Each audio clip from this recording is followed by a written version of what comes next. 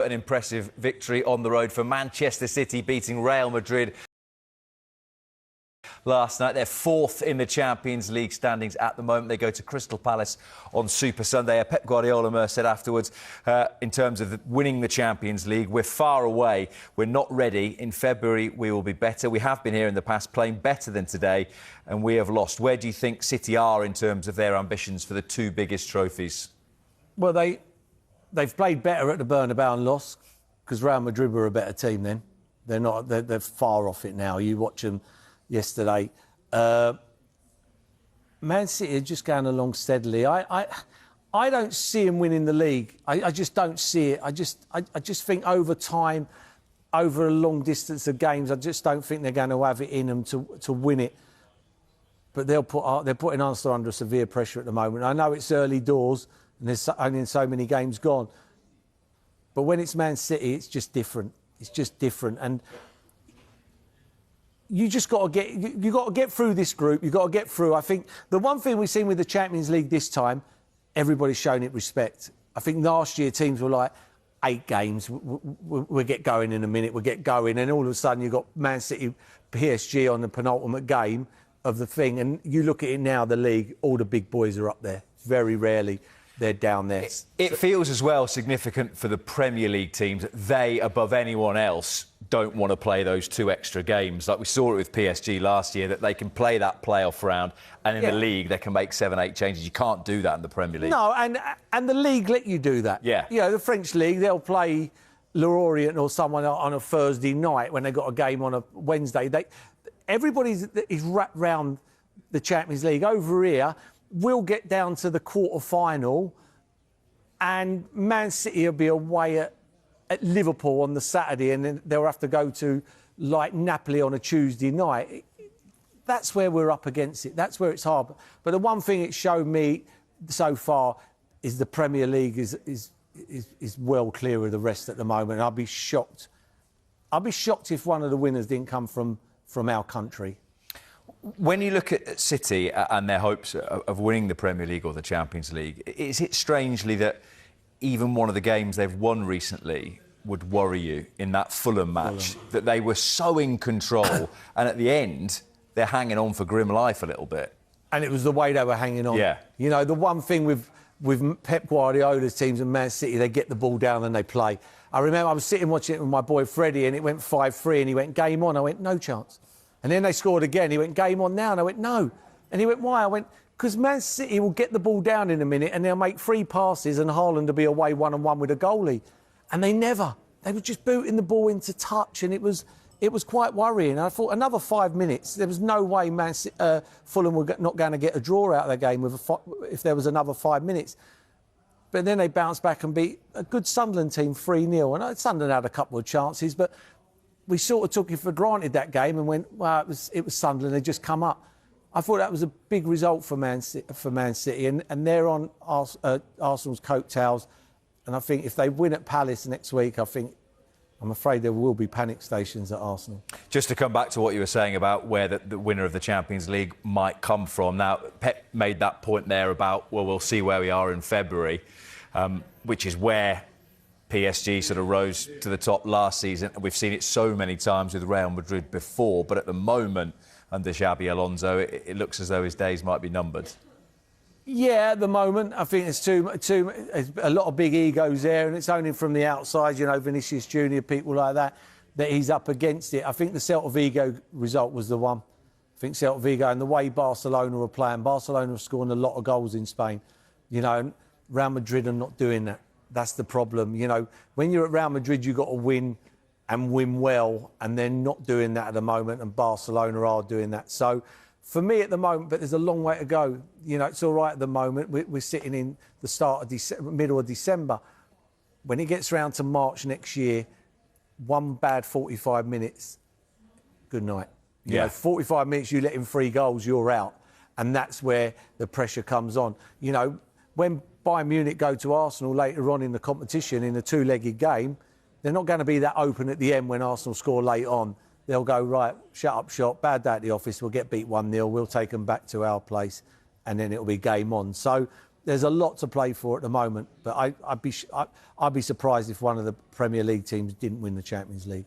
Yeah, Premier League teams with the hope of winning the Champions League. So too the Europa League, you would say, with Aston Villa and Nottingham Forest in there. Rangers are in front in their game against Robbie Keane's Ferencváros. They've still only got 1 point, but from Mido, a fellow Egyptian, earlier on, and he said what Mo feels that the club could have been more supportive during a poor run of form. But can a Premier League club, particularly a club that's trying to win the league and everything else as Liverpool are, just keep picking him, as you said, to play him back into form? I think when he's saying about that, every player's different, every human being's different. We will say things that we didn't really mean, or we say something. You know, he might be one of them players. I think if the manager pulls him and goes, you know what, I'm leaving you out today. I'm leaving you out. I don't think you're playing well. I'm going to leave you out. And I think you swallow that. But I think if it's one of them where you just turn up for a team meeting and the manager goes, right, so-and-so, and he names the team and you're not in it, I think he needs more respect than that. The way it seems to me is I don't think there's been a lot of dialogue, a lot of chatting between the players. And, certain games he's not getting on and players are getting on in front of him and, they're not better than him, and I just think, for me, as I've said before, he could be up here as the best you've ever seen and down here and you're watching going, oh, is that Mo Salah? But he produces. He still produces. I remember him the other week and they are struggling like mad and they're playing Aston Villa at home and they're struggling against the 37, 38 minutes and, they haven't won a game. All of a sudden, Martinez makes a mistake, gets the ball, he just taps it in like it was nothing. That was a big goal for Liverpool, big goal, and it was a big finish. It was a lot harder, that goal, than what people think. A lot of people would have panicked, took the touch, come inside. He was so cash, and I think people underestimate. Yeah, I'm on his side. You don't have to apologise to the players. In my opinion, you don't have to do that. He hasn't had a go at the players. Just finally on Salah then, if it was to be the end, regardless of whether or not he plays against Brighton before he goes to AFCON, is Saudi the only option now? It's obviously an option because of the huge riches that are on offer to Salah and also his status in the Arab world as well. But we talked a lot already earlier on about his ego, whether he is the sort of player who thinks, actually, the money's not the most important thing. And you think of someone like Kevin De Bruyne, who's gone to go and play for Napoli, that somewhere in major leagues in Europe is where he wants to go if he's not going to stay at Liverpool. That'll be up to him. He's got enough money. I don't think he'll have to work again. Surely he won't. If he does, he needs me as his financial advisor. Buy some shares. Not trying to make buy some shares. Yeah, that'll be up to him. He might be getting frustrated with himself, and that's why he might have come out and said what he said. He might have thought, I haven't hit them levels, and you do go.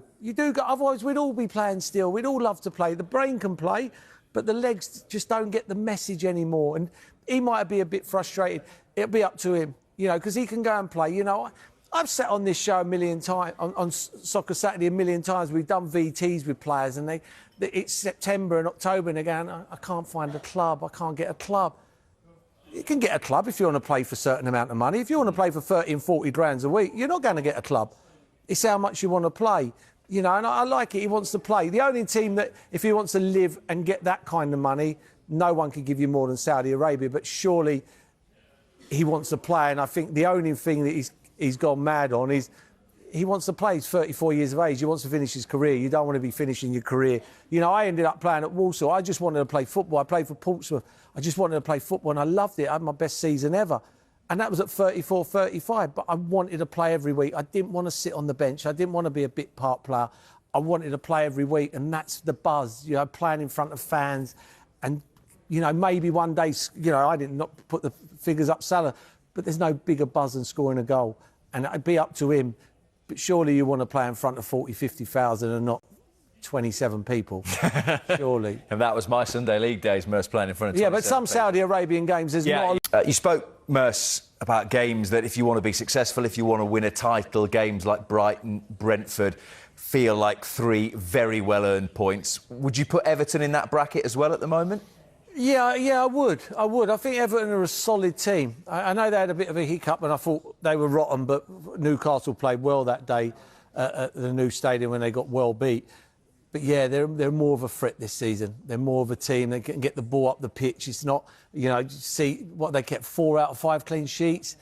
They've kept them because they've got an attacking force now. Before it was sit 10 behind the ball, try and counter-attack. They take the game to teams now, and teams have got to worry about that free. And Dewsbury Hall and Jack Grealish, that's a good free. And Barry's just scored a goal. Now they're hoping that he can go on and score some more goals before the end of the season. But yeah, they've got 2 defenders that properly defend. They've got an unbelievable goalkeeper, 3 very good attacking midfield players, holding midfield players. Yeah, solid team. Good game against Chelsea this weekend, a hard game for Chelsea. Is there any chance that they could squeeze into Europe? I mean, there are probably 7 or 8 teams who think, particularly if the Conference League goes down to sort of 7th or 8th place, that they might have a little bit of a sneak. Consistency. Just got to stay consistent. The big advantage that Everton have got is that them 3 players that I talked about in Jack Grealish and Dewsbury Hall has been outstanding. Teams have a go at Everton. They can hurt you on the count. They can hurt you because they're very good attacking players. Just need the centre forward to keep on producing. I think the 2 centre forwards haven't really. They've worked hard this season, but working hard ain't going to get you anywhere. Do you know what I mean? You've got to have more than that in the Premier League. You can't just say I'm going to have a centre forward who runs around. They've got to score goals, and you've got them 3 behind you. You should be scoring a lot more goals than what these 2 forwards have. So hopefully that'll kickstart Barry, a bit more confidence. But they won't be far off. They've got some good players. So Everton eyeing Europe next season. As for this season, half-time in the 2 5:45 kickoffs in the Europa League.